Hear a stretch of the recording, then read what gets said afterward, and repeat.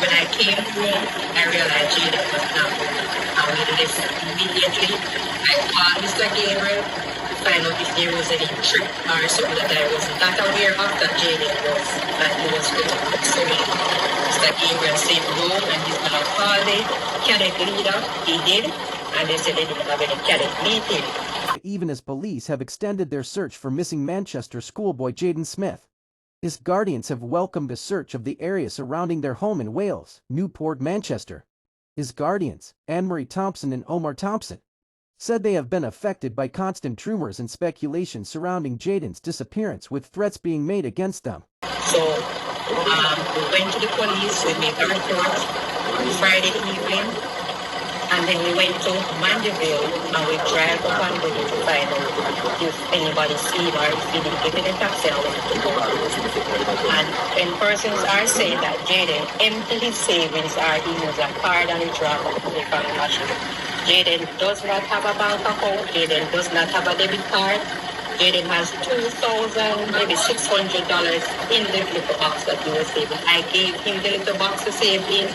Members of the Jamaica Constabulary Force's Specialized Operations, the K-9 unit, the Missing Persons Desk, the Newport Police, among others, are now combing the area. Jayden was reported missing exactly 2 weeks ago. The search was called off about 2:30 p.m. The coordinated effort follows extensive ground operations by local police, relatives and community members over the last few days. And he took all the $2,000 that he was going to buy the pizza and whatever. He left the silver in the box, so he did not empty his savings.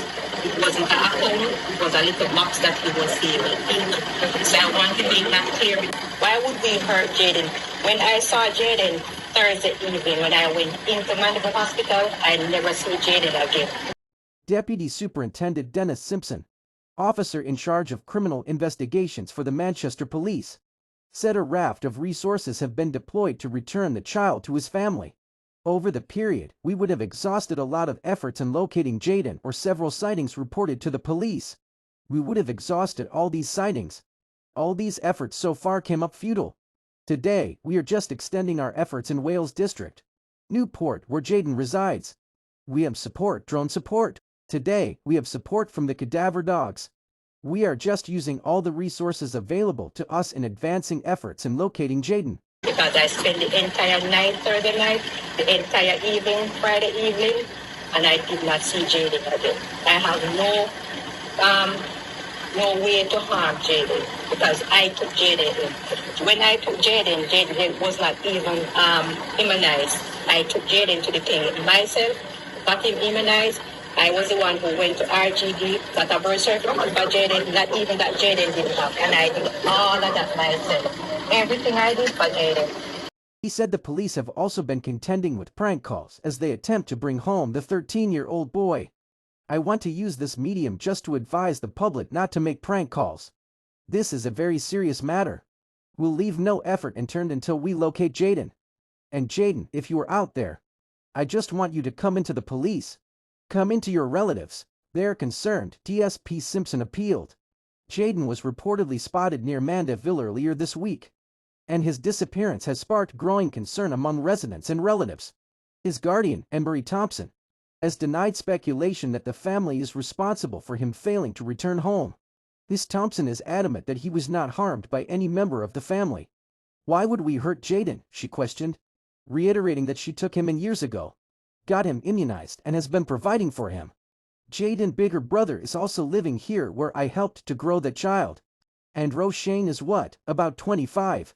So why would I hurt Jayden? And I want people to stop because we are not criminals. We are not murderers. We love Jayden with all our hearts.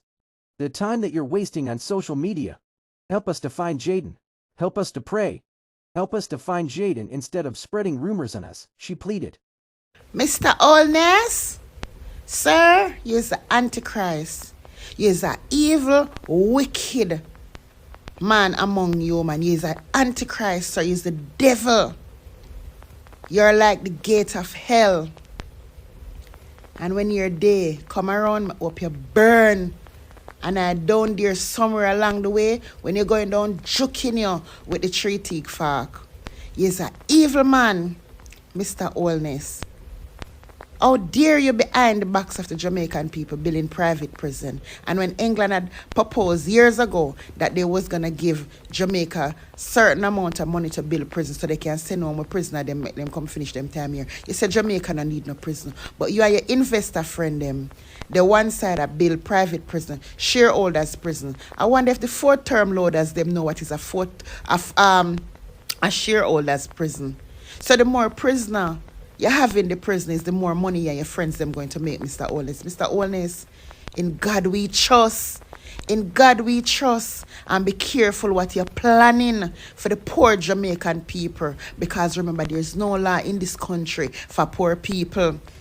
Okay? It's the thief in railway there. Some thief $50 million from the Jamaican people. No remorse, no apology, no nothing.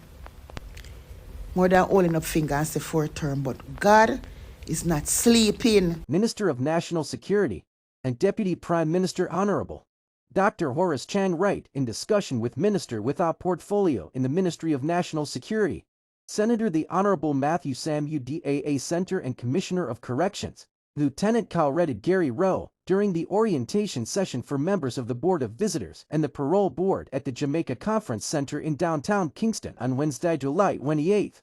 Lands have been identified for construction of a new state-of-the-art correctional facility to replace the Tower Street Adult Correctional Center located in Kingston. The new structure is expected to cost at least $8 billion.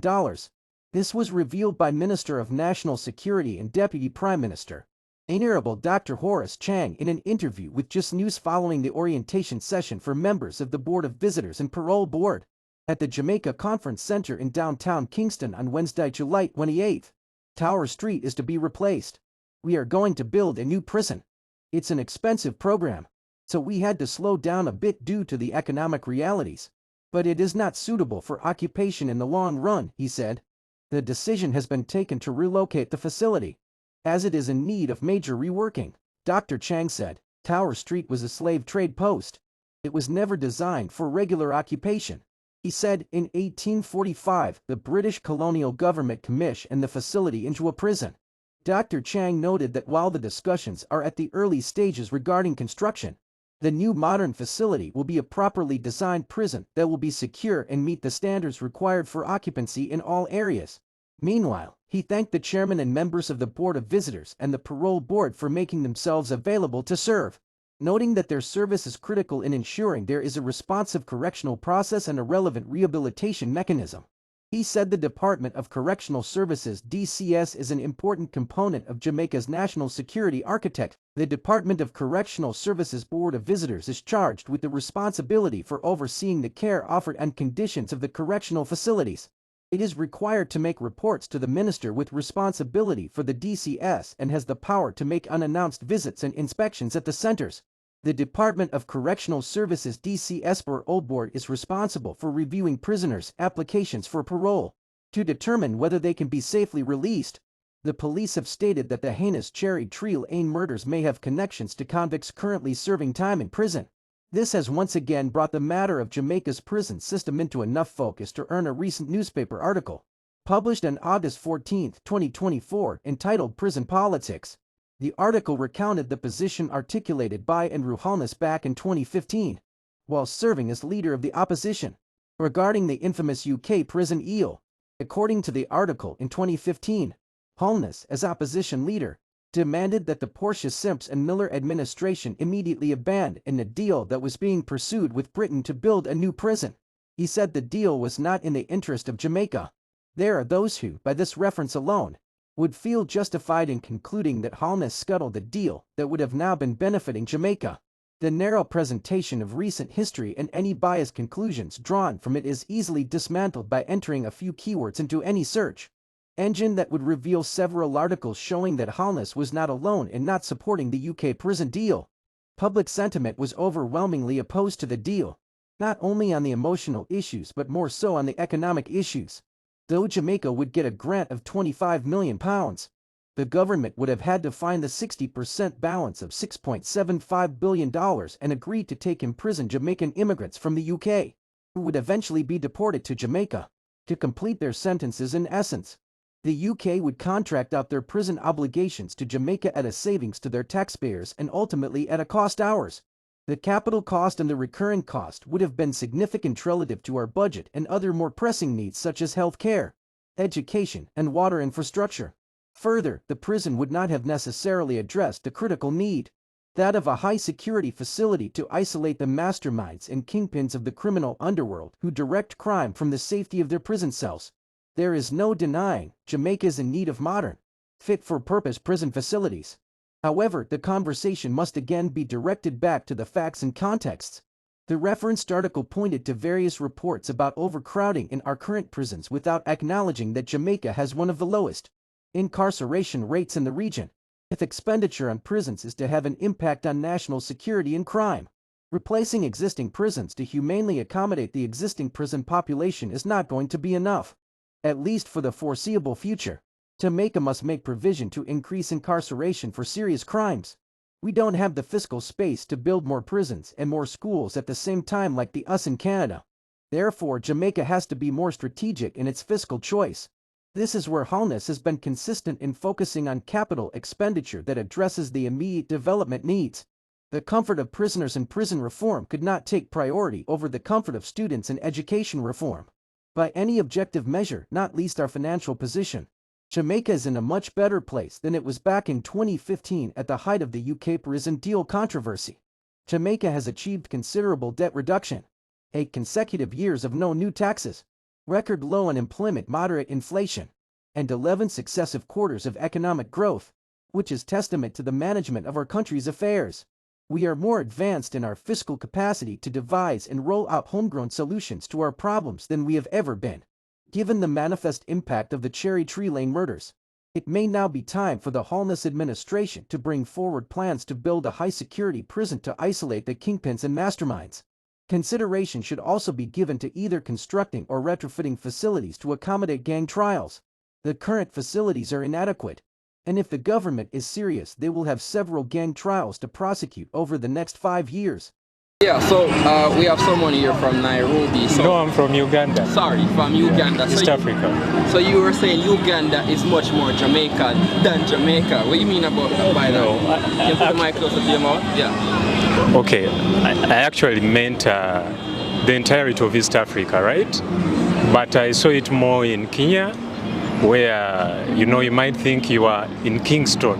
Yeah, it appears like it is more of Kingston than actually Kingston itself here. You'll find the buses painted with those Jamaican flags. Yeah, Jamaican songs are sung everywhere. Back home, like in Uganda, you know, they are always playing your music in clubs, social events. Yeah, and that makes it a very much loved country.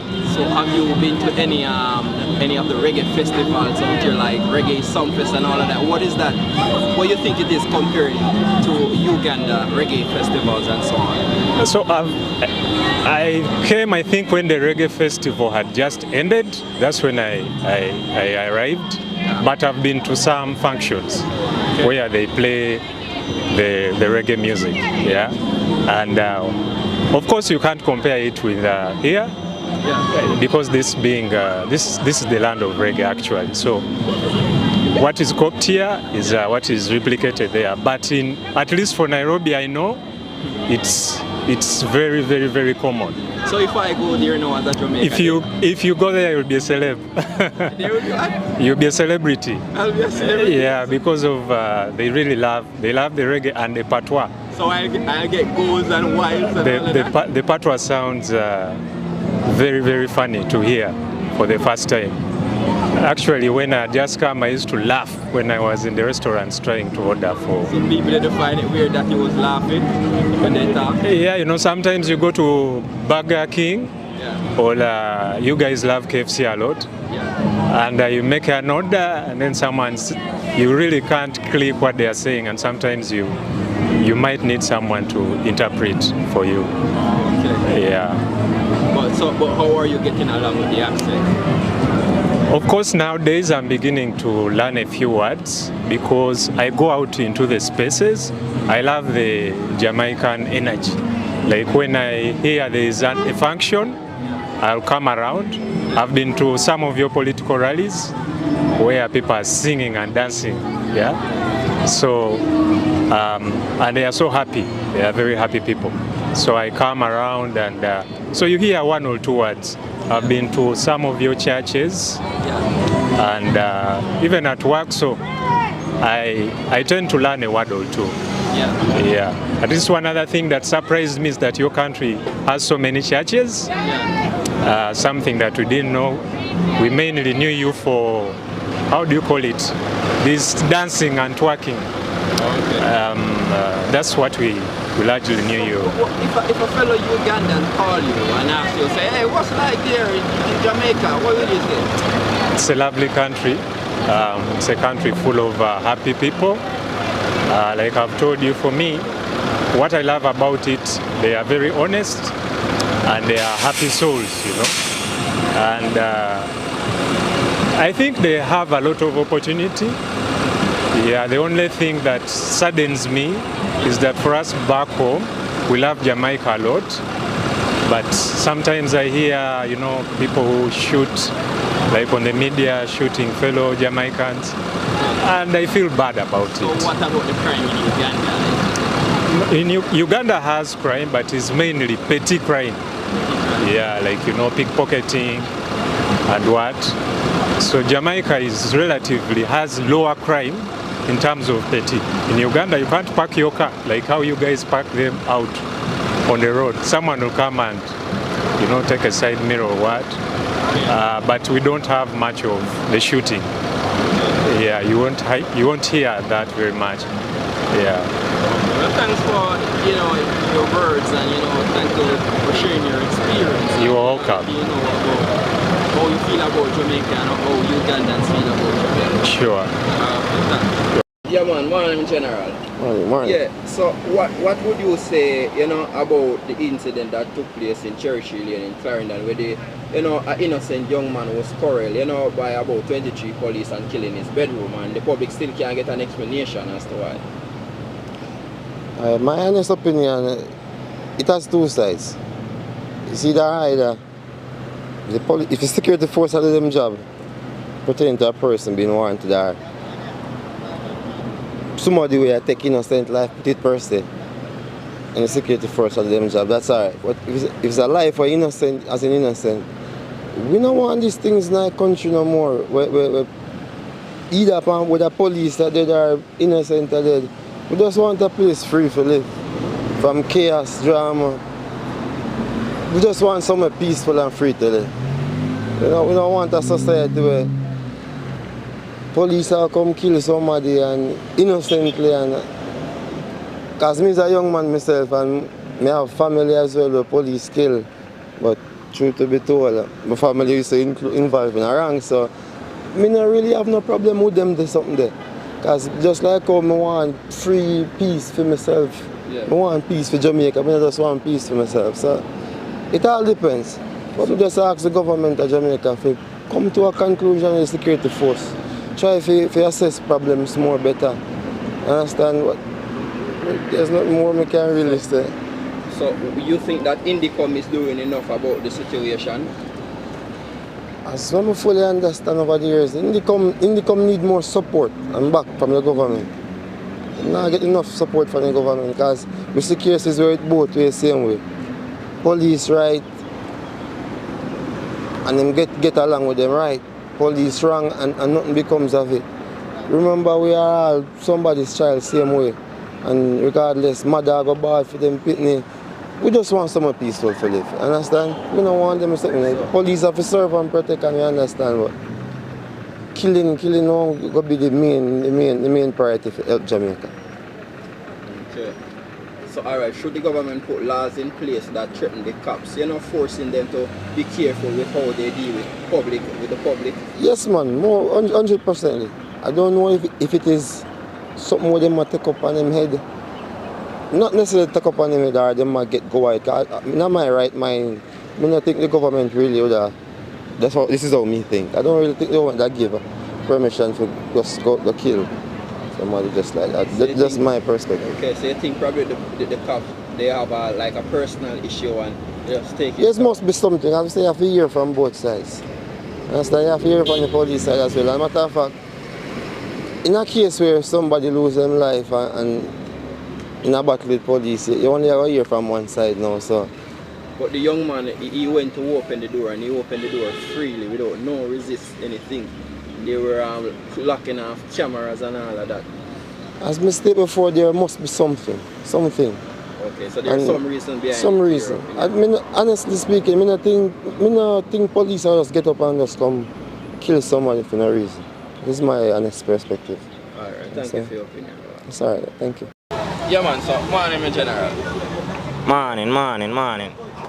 Alright, so we know when the rain fall usually in Half-a-Tree and Crossroad, them place the flood out. What do you think about that, being in that is a popular area and it is so close to uptown where the top-notch people live? Well, I not tell no lie still, you know. I really not like what I really sick of. I remember tell you when the rain fall, Half-a-Tree, Crossroad and them place there really flood. I'm not really like that, you see it? That's really that bad for the system. Why you feel like the major cause of that?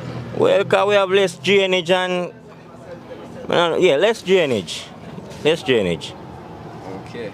Alright, so but you don't feel like enough drainage. You say less drainage, so personally you just don't feel like enough drainage. No, because we wouldn't have so much flood in a real life if the drainage them they open up for run go towards the gully them and all of them thing there.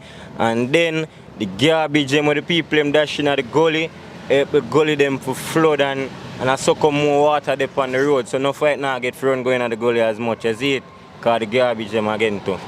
Alright, so it's obvious that it's a reoccurring problem every time the rain fall. Over and over. You understand? Yeah.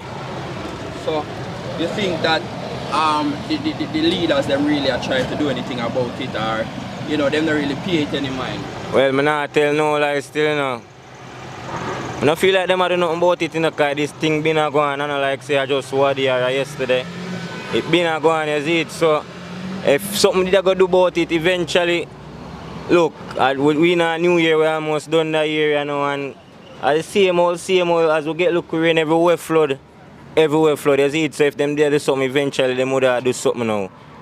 So you think they might be afraid that they'll have to do some rearrangement and dig up the city? Yeah, all of that would have to go on. I tell you, all of that would have to go on, because all the road them, remember the water help dig up the road them and mash it up, you know, so all the road them too, you get what I say, so I feel like that them really afraid of. Alright, give them a small idea of how them to attack the issue, like if you was the Prime Minister, how you would attack it? Well, I'm not telling lies still, you see the China them are the best thing ever happened to Jamaica, I tell you. Them we can drive on better road. So, I tell no lie, I get in a nice group of them. I remember I tell them I start from each and every corner, but I start from the main spot them first. Would I start build more drainage, go under tunnel and dig out, and because the Chinese them not afraid of nothing as much as you see them. You see them underneath them road there, and them build them road and underneath them there and work. So you know Sandy Gully, right? Yeah. Yeah, so Sandy Gully, you know the bridge and it run right across, and pass Riverton and go. All of them places, water house, all of them places. Places that are not clean on a regular basis.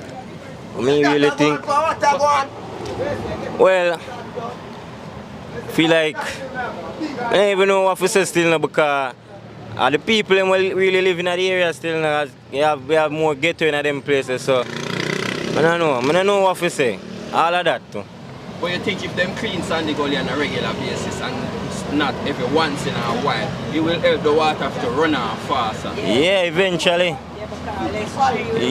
Less garbage I go in there. Get to me and say another garbage them help the water them to help the gully for flood. No joke. Okay, that's the honest opinion. Hot water channel, straight to the max. Bring the thing to the people then. Original Generous P. Same way. Man, big up hot water channel, enough ice cream. Yeah man, big up yourself.